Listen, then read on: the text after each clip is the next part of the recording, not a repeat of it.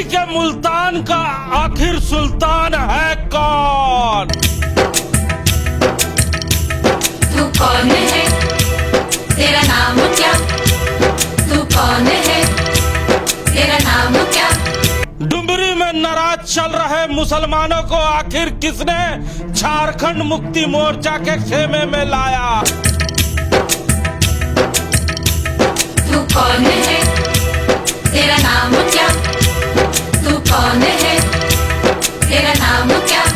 दिल धड़काने वाले, तेरा नाम क्या? जी हाँ, हम आज चर्चा करने जा रहे हैं उस शख्स की जो मधुपुर का विधायक है, जो झारखंड सरकार में मंत्री है, जो शुरू दिन से ही बेबी देवी के साथ रहा।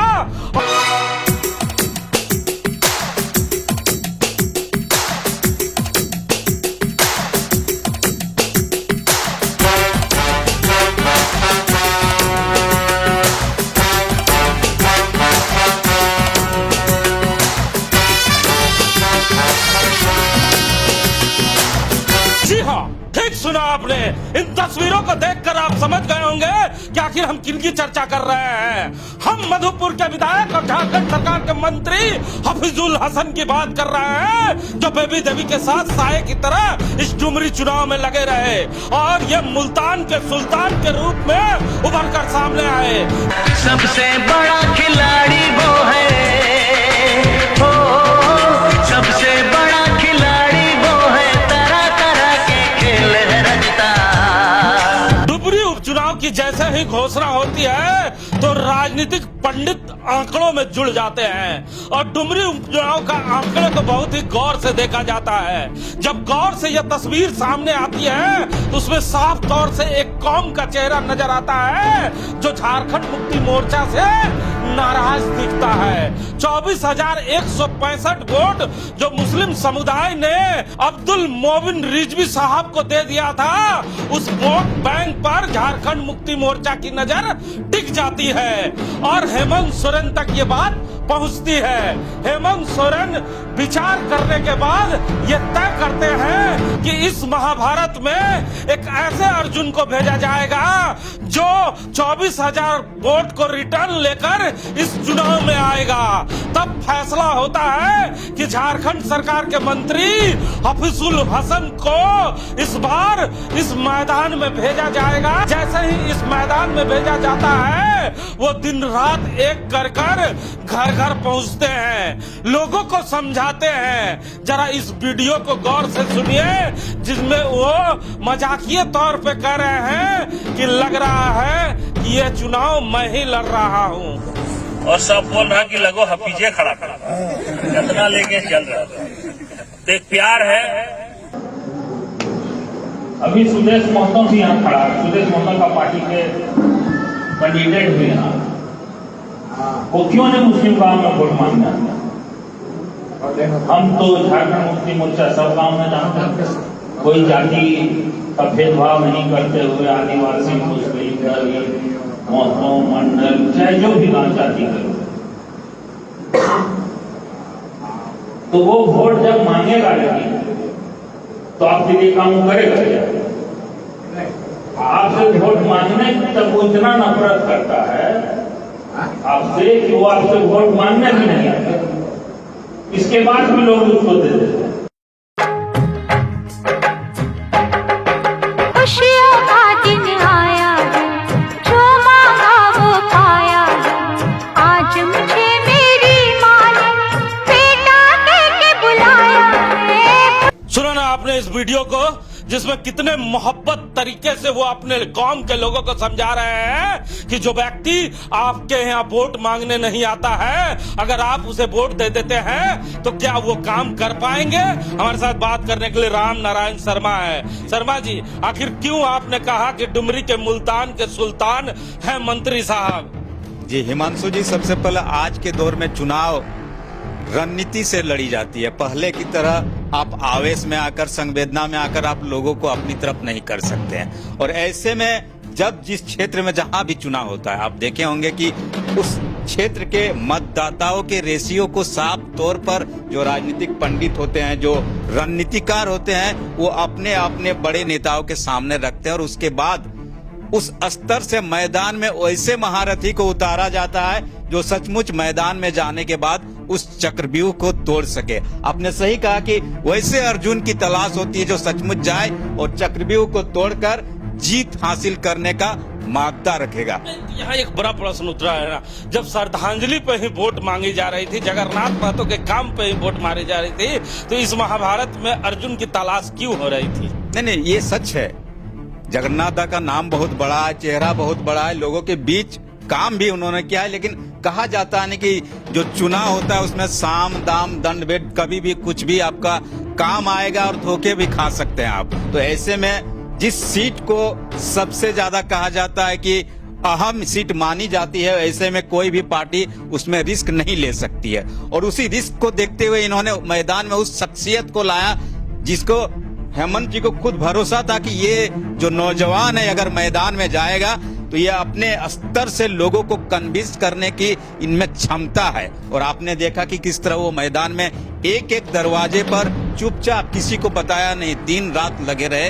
हफीजुल हसन साहब है मधुपुर के विधायक, लेकिन कहा जा रहा है कि डुमरी में उन्होंने जो रोल अदा किया है, इस रोल के बाद झारखंड मुक्ति मोर्चा को उन्होंने एक तरफ से अपने तरफ से एहसान जरूर कर दिया है कि उन्होंने जो लोग नाराज हो गए थे, कहा जाता है कि 24,000 वोट पिछले चुनाव में जगन्नाथ महतो के रहते हुए मुस्लिम समाज के लोगों ने AIMIM को दे दिया था।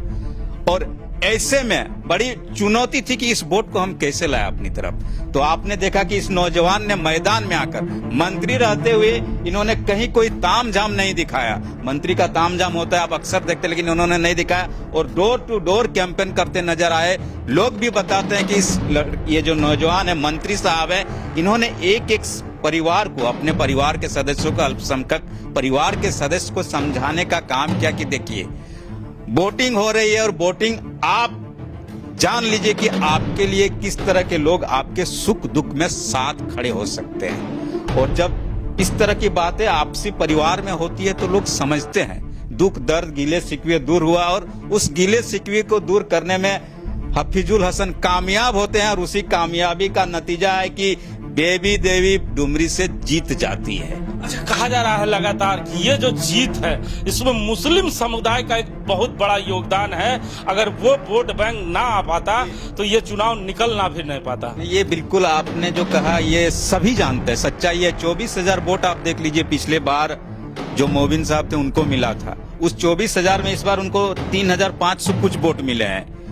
बाकी जो आप 20-21,000 वोट है, उस 21,000 वोट को आप स्पष्ट देखिए कि इस चुनाव में साफ दिख रहा है किधर गया है। और उस स्तर से ही आप देखिए कि ये जो 1 लाख के आसपास का वोट बेबी देवी जी को मिला, बस वही वोट टर्न अप होता है इस तरफ। कुछ दूसरे वोट भी है, मैं ये नहीं कहता जी। कुछ ऐसी तस्वीरें लगातार आप भी देख रहे होंगे, शरीर से बहुत भारी है मंत्री साहब, फिर भी कभी बुलेट पे बैठ जा रहे हैं, कभी जमीन में बैठ जा रहे हैं, कुर्सियां पे बैठ जा रहे हैं, हेलीकॉप्टर से उतर रहे हैं, लेकिन डुमरी उपचुनाव में हर वो काम किया जो आवाम को पसंद आए, जो उनके लोगों को पसंद आए। आखिर इतना पसीना बहाया, लेकिन जीत जैसे ही गए, गाड़ी खुद चलाकर बेबी देवी को जुलूस में ले गए। मतलब यहाँ भी साथ नहीं छोड़ा। नहीं, बिल्कुल उन्होंने एक तरह से सारथी का भी लास्ट में काम करके दिखा दिया कि चाची हमने शुरू से आपका साथ दिया और अभी भी जश्न में भी हम आपके साथ हैं और आने वाले समय में जहां भी जरूरत पड़ेगी आपका ये दूसरा बेटा आपके साथ हमेशा खड़ा रहेगा। और उन्होंने जो तोहफा दिया है बेबी देवी जी को, जितनी दिन दुनिया में रहेगी याद रहेगा, क्योंकि लोगों को लग रहा था कि आजसू और एनडीए ने जो टसन दिया है डुमरी में, कुछ भी हो सकता है। और उस कुछ भी के बाद इन्होंने जो जेएमएम को और इंडिया को अपनी तरफ से सपोर्ट किया, मजबूती दिया, उस मजबूती का ही ने जो बार बार एहसास दिलाया बेबी देवी को, 17 राउंड तक जो एहसास दिलाया और उसके बाद जो जीत की मिठाई खिलाई, क्या बता रहा है डुमरी कि तैयार रहें, 1 साल में वो काम करे जो काम आपने नहीं किया है। अगर जीत के खुमारी का नशा बढ़ गया तो आने वाले 24 में ये नशा उतर भी सकता है। नहीं, बिल्कुल आप देख रहे हैं कि जो हफीजुल हसन ने जो रिक्वेस्ट किया वो लोगों ने स्वीकार कर लिया। उन्होंने वोट आपको दे दिया, आपको जीता भी दिया, लेकिन अब अगर आप काम जमीन पर नहीं करते हैं, लोगों के सुख दुख की जरूरत को पूरा नहीं करते हैं, तो आपको एक तरह से संकेत भी क्वेश्चन मार्क लगा दिया है कि आने वाला 2024 में ही आपका चुनाव है।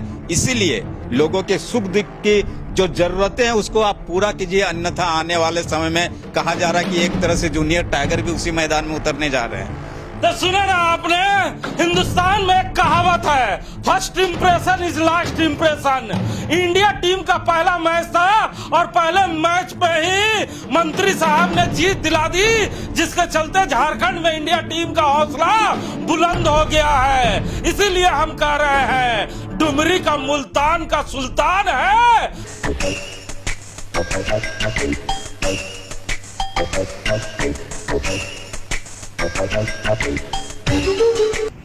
सबसे पहले डुमरी उपचुनाव में काफी मेहनत किया गया। उसमें जगह जगह पर हर एक गांव में हम लोग शामिल हुए। ये माननीय हफीजुल हसन साहब की जीत है। आदरणीय हफीजुल हसन साहब हर एक गांव में घूमे, हम लोग भी साथ साथ घूमे, डुमरी में कैंप किए। ये उनकी जीत है। साथ में आपकी जो है हमारे इंडिया गठबंधन की जीत है और साथ में डुमरी के जनता की जीत है। बहुत बहुत बधाई देना चाहता हूँ। कांग्रेस को भी बहुत नेता वहाँ पहुंचे और बहुत मेहनत काफी किए, उसका भी बहुत बहुत धन्यवाद। सबसे पहले मैं डुमरी के जनता को बधाई देता हूँ कि उन्होंने जो अपना विश्वास जताया, उसके तहत शानदार जीत जो है इंडिया गठबंधन को पहला जीत मिली है। और इसका जो श्रेय जाता है हाफिजुल हसन जी को जाता है, ताकि चूंकि उन्होंने जो वोट बैंक का जो मैंने स्थिति था उसको अपने रणनीति के तहत उसको तोड़ा और तोड़कर जो है उन्होंने इस वोट बैंक को जो है इंडिया की तरफ शामिल किया और बहुत ही मैंने स्टिक तरीके से जो है सारा चीज को उन्होंने फैसला लेते हुए सबको डिप्यूट किया और वोट बैंक को कलेक्ट किया और इसी के साथ ही वो शानदार जीत हुई है। इसलिए मैं स्पेशल तौर पर हाफिजुल हसन जी को बधाई देता हूं कि उनका जो पहला जो है रणनीति के तौर पर उनको जो सौंपा गया था काम, उन्होंने अपने कामयाबी दिखाई है। धन्यवाद।